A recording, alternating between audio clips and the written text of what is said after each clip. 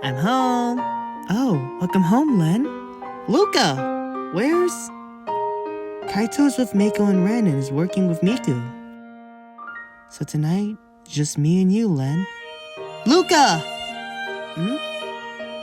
Len, what's wrong? Where are you? The Chronicles of Spectro. In terms of the current state of this YouTube channel, you guys seem to really appreciate when I upload Vocaloid related content. And that's not much of a bad thing, but here's some context as to why I'm saying this now.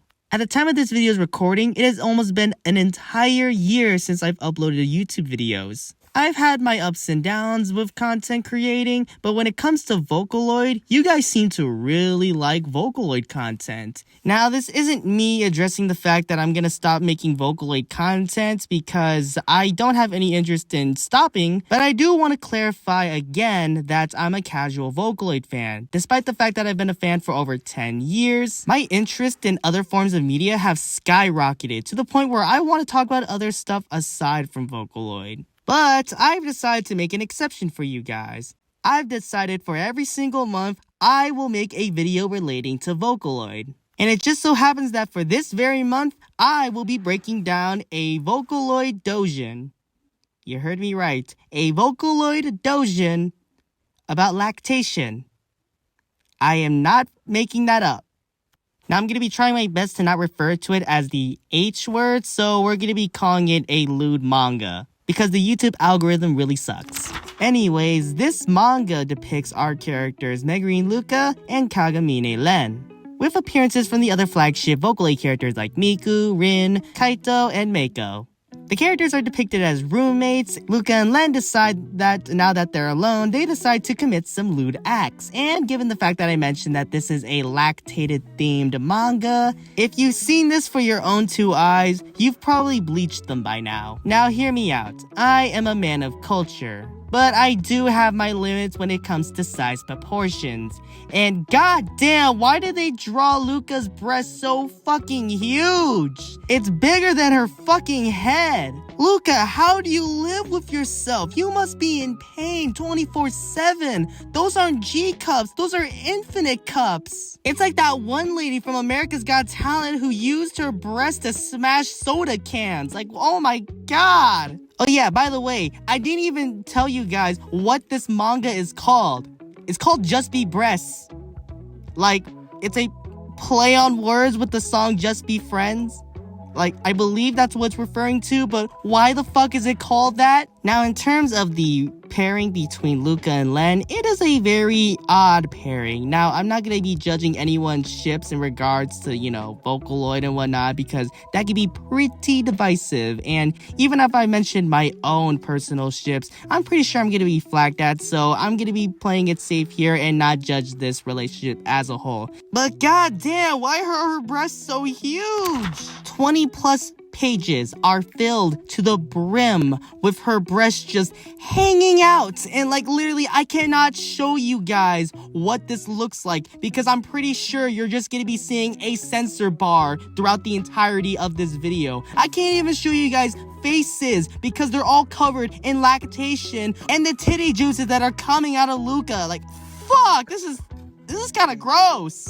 Like, it starts off innocent and then it just goes 0 to 100 real quick. Like, it's just so goddamn crazy that I don't even know where to start. Fuck. Like, it takes years to master an art style like manga. And, like, look, the shading of this manga is absolutely done well if you remove all the context regarding it. But, God almighty, like, imagine what kind of manga masterpieces you could make with that artwork. And I can already smell you motherfuckers in the comments section down below typing and saying that this is already a masterpiece. Well, I'm sorry. How can you consider this a masterpiece? I can't be turned on by this. All I'm saying that this is definitely not my thing. There are legit panels of Len pressing up and down against Luka's breast like they're human trampolines. All the while, breast milk flying everywhere, on the walls, in the ceiling, on the floor, all over Len's face and Luka's face. It's the equivalent of those terrible YouTube pranks where all those pranksters decide to grab milk cartons, throw them in the air, and cause it to fall on the floor, causing a ginormous mess for all the poor workers to clean up afterwards. It's terrible. It is terrible.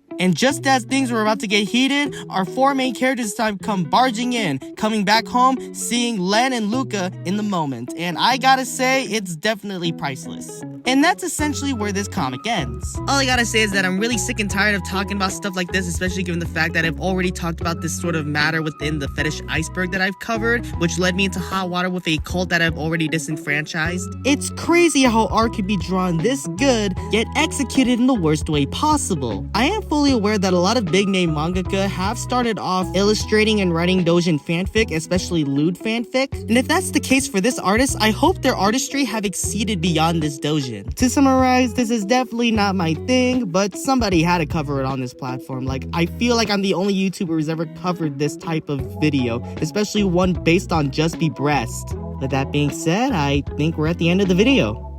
I don't know what else to say. I mean, we're only 5 minutes in. Crazy. Anyways, I'm gonna check what Armor's up to.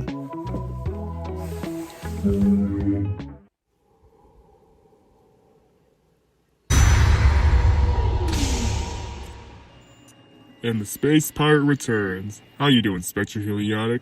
It's just Spectro now. Anyways, is that the beacon? What's left of it, that is. We managed to recover this from the campsite. This beacon was not only made from parts of your ship, but it was also forged alongside some other interesting elements, which is something I need to further elaborate with you. Yeah, seriously, all I ever needed was answers. What is the beacon even made of? It's made from a sacred remnant. A piece of human history has been long forgotten. We've been gathering folks like you to collect these sacred remnants, to prevent a war from brewing from the shadows. And now that you're here, I want you to go out and work with your new brothers and sisters. Start by working with the one who calls himself Taz Chu.